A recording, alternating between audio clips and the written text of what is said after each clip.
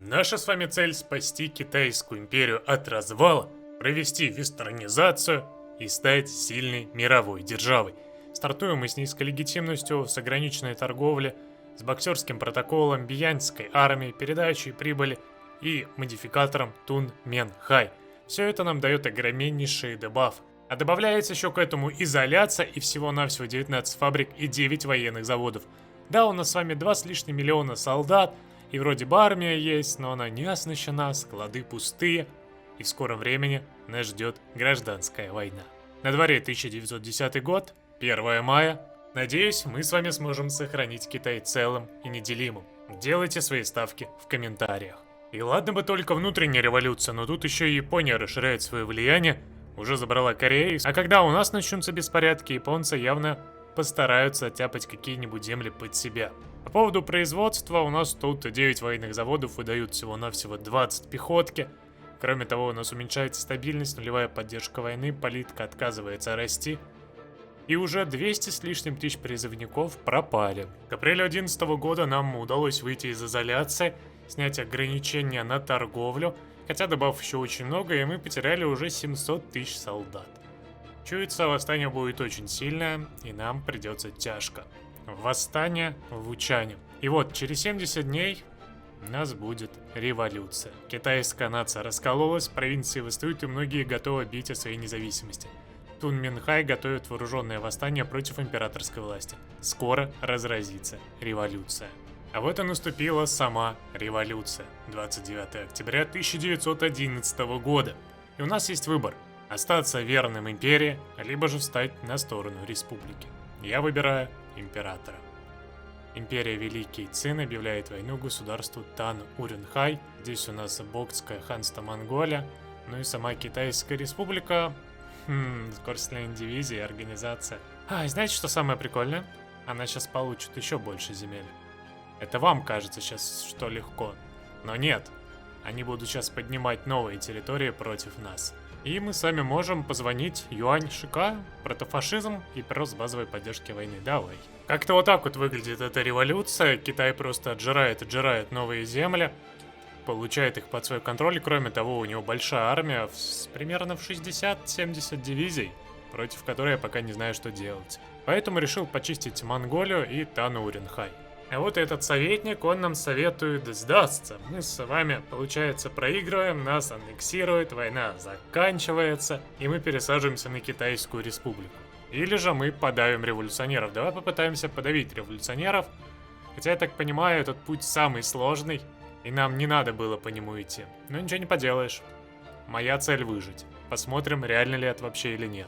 Хотя из этого ничего не вышло, а им удалось захватить провинции вот тут, и все, капитуляция. То есть они не пошли дальше на север. Им оказалось достаточно захватить эти порты, и все. Как тогда тут выживать?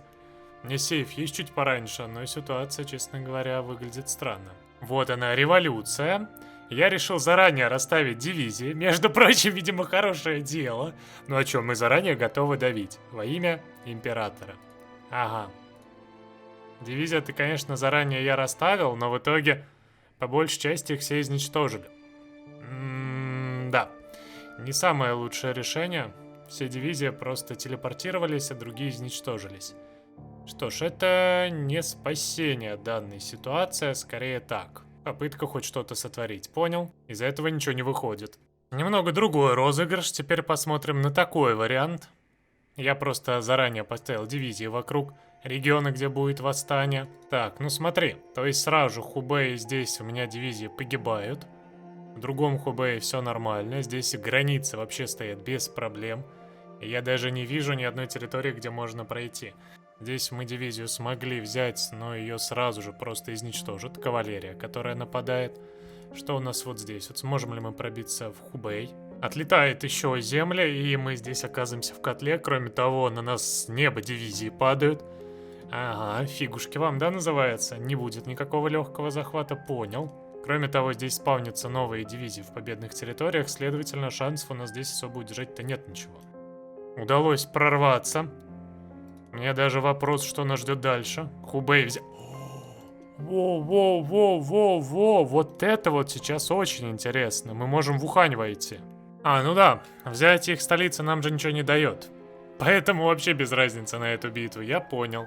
Еще одна попытка. На сей раз я примерно так же расставил, но еще и на все победные территории. Изначально у нас дивизии отлетят. Здесь как бы без вопросов.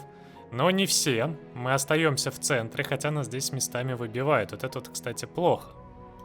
Но Хубэй мы, скорее всего, удержим. Враг начинает сразу же расширяться, но победные территории под нашим контролем — это не страшно. Кроме того, границы под контролем, значит, ему здесь особо не разгуляться будет. Окей. Все, отлично, есть, я победил. Они просто восстали в новых территориях, у них стало больше победных территорий, но у меня там стояли войска и все. Это победа над Китайской революцией. Хитрость игрока пересилила Китайскую республику. Все, давайте, захватываем все регионы. Готово. 9 ноября 2011 года, спустя несколько попыток, вот примерно вот так вот расставив все свои войска, можете полюбоваться, где как они у меня стояли и по сколько дивизий, мы одержали с вами верх. Все. Легко и просто. Никакой долгой революции. Просто наши войска заранее стояли в нужных регионах и подавили восстание. У нас сколько? 7 дней прошло? Ну, чуть побольше. Я не сразу же активировал позвонить Юань Шикаю. И мы выиграли. Теперь остается разобраться только с Монголией, с Танутувой восставшими. И все. Мы будем пировать. И да, посмотрите. Китайская империя. Цельная, сильная, независимая. Никаких восстаний не планируется. Теперь лишь нам надо разобраться с новыми, неприятными национальными духами, вроде армейской коррупции, гиперинфляция, ну и восстановление после революции еще будет влиять, даруя нам неплохие такие дебафы. А вот и решение Биянской армии. Мы можем полностью от них отказаться, убрать это влияние и тем самым получить чуть чистки на 720 дней, либо же интегрировать. На самом деле интеграция нам и даст местами бонусы, но дебафы останутся. Кроме того, мы с вами низкую легитимность опять вернем, а у меня, между прочим, небесный мандат, и я его терять не хочу. Поэтому нет. У нас будет биянские чистки до 20 октября 1915 года.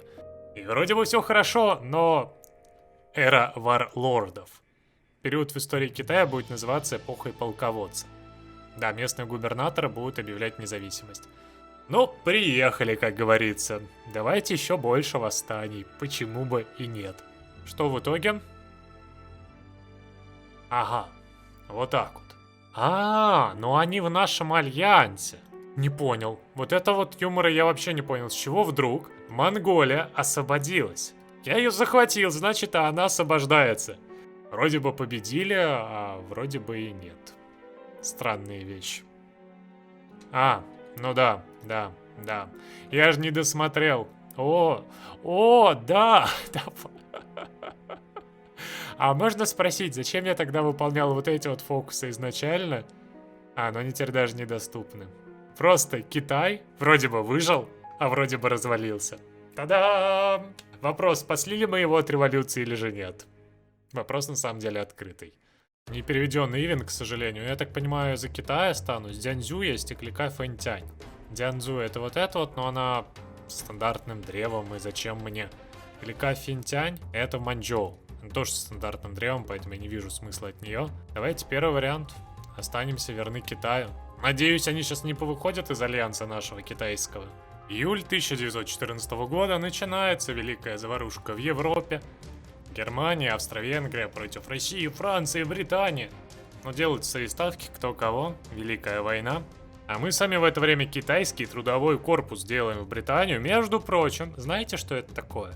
Это еженедельные людские ресурсы плюс 1000 британцам и максимальная эффективность производства плюс 5. Я, между прочим, очень активно помогаю Антанте. Хотя это не самое важное дело, но просто такой фокус был, поэтому пришлось применить. Ну и давайте теперь объединить провинциальное командование, а потом у нас решение на объединение военачальников будет. Надо все же собраться, а то вроде в революции это победила, но она все равно развалилась. Цель ролика еще не выполнена. Все, с командованием мы с вами разобрались, у нас теперь остались из дебафов только чистки, которые закончатся через год, боксерский протокол, ну и передача прибыли, с которой я пока разобраться не могу, пока мы страну не восстановим обратно. Давайте Объединенный Китай посмотрим, что это за решение на объединение наших союзников. Цзяньцзю объявляет войну государству Хунань. То есть она решила, видимо, собрать под свой контроль Китай. Странно, таких решений у него нет. Ну ладно. У них тут начинается заварушка. Я бы не против вступить и забрать себе эти территории, но у меня Объединенный Китай требует находиться в мире. Поэтому я пока не могу тут ничего делать. Решение готово. Ну и давайте, что это такое? Судьба. Выйдет ультиматум. То есть они будут выходить из Альянса, и мы с вами должны будем их захватывать. Да, спасибо, игра. Ты подкинула немало действий интересных. Ну давайте с Шаньдуня, наверное, начнем. Я, конечно, надеюсь, что они согласятся вступить ко мне. Да, согласились, отлично. Это, кстати, хорошее дело, мы получаем при таком раскладе их войска. Но, видимо, теперь таким раскладом нам надо соединить все наши земли. Давайте этим и займемся. Ага, Шанси отказалась присоединяться. Вот те и здрасте. Сейчас будет битва. Вроде бы мелкая страна, у нее было вообще 4 дивизии, но вот видите, они захотели войну. Но они ее и получат. Да, к сожалению, сбор будет долгим, если так будет каждый сопротивляться, потому что это эпоха 15-го года еще. И здесь в обороне дивизии могут стоять долго. Он выпустил еще дивизии. Откуда? Я тут его связываю вечным боем, а у него появляются дивизии. Это я, конечно, понимаю расклад. Ага, Цзиньсю. Цзиньсю тоже пошел собирать клики.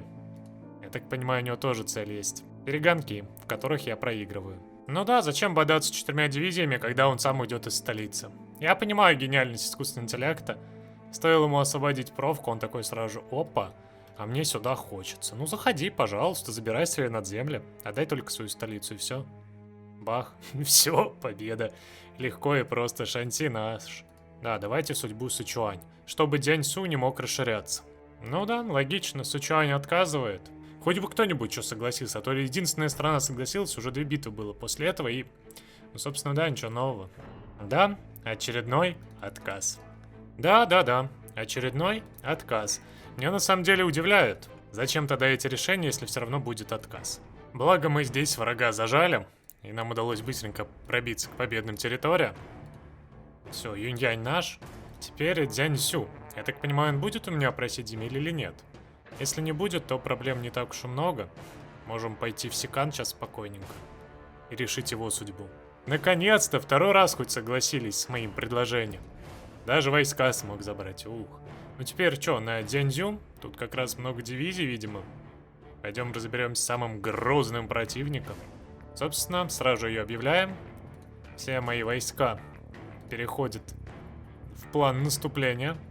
Ну и давайте ко всем победным территориям бежать. Странная вещь какая-то на самом деле творится. Мне тут умудрились закотлить, умудрились пробить даже. Но моя кавалерия просто по побережью идет. И никто особо не останавливает. Все. Фух. Много мы на самом деле пехотки потеряли, людей в вынужденных атаках.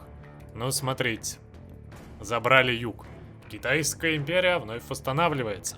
21 октября 2015 года капитулировала Сербия. Здесь Болгария активно помогла в этой битве. Ну что ж, у них освобождаются войска, у нас очередная клика отказывается. Собственно, ничего нового я в этом не вижу. Погнали в битву. Ну давайте клику попытаемся Фентянь вернуть под свой контроль. Конечно же, отказ и вновь битва. В итоге котлами мы с вами и живем.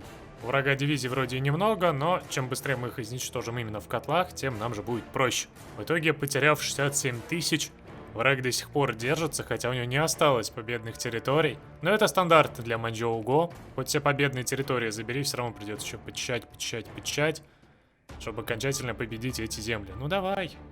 Ура, победа. И остается нам лишь одна битва с Синьцзянем, потому что соседа он завассалил. Ух, это был очень длинный путь. Простите, а что это такое? У нас тут в Австро-Венгрии прорыв, что ли, такой интересный? Или, посмотрите, просто Сербия где-то, Болгария. Я понимаю, они Румынию капитулировали, но вот это вот что такое за ужас? Просто в центре. Как будто бы Венгрия восстала, но не смогла восстать. Османов, кстати, давят без проблем. Немцы так и не смогли дальше в Бельгию. Италию немного продавили. Но в России до сих пор никакой революции и проблем. Они отняли Кёнигсберг и лишь немножко... А, нет, они все территории забрали. Нормально. Россия просто уверенно идет в атаку. А мы с вами идем в очередную битву. Потому что даже Синьцзянь, оставшись маленькой страной, и то что-то говорит о своей независимости. Я уж понимаю, когда они отказывались, будучи примерно равными, но сейчас-то какой в этом смысл? Вроде как с этой странной вещью Австро-Венгрия разобралась. Сербия, которая оказалась рядом с Веной и с Будапештом, это мощно. Ну и более-менее с помощью Болгарии османы они теперь сдерживают атаку России. Но, конечно, если в ближайшее время здесь революция не грянет, то будет им очень тяжело. Ура, мы забрали земли, и мы можем объявить все регионы своими национальными, и они перестанут считаться национальными для других стран. Но с Монголией пока ничего не выходит. Давайте прожмем это решение. Все. Реинтегрировали все территории, и Китайская империя наконец-таки вернула свой первоначальный цвет. К 1 августа 1916 года мы только это с вами сделали. На данный момент у нас есть еще небольшие дебафы от боксерского протокола и от передачи прибыли. Но здесь еще один фокус. Здесь исследовать вот эти вот еще 5-6 даже фокусов, и все станет спокойно. Кроме того, никаких восстаний больше не планируется, у нас с вами свой альянс. И да, теперь я могу всецело сказать, что мы выстояли с вами самый тяжелый период китайской истории. Победили одну революцию, потом пережили развал, заново опять собрались, разобрались со всеми дебафами, и вот она, цельная Китайская империя. Надеюсь, вам понравилось. Если так, то поддержите своим лайком, оставляйте комментарии, и всем до скорых встреч. へくち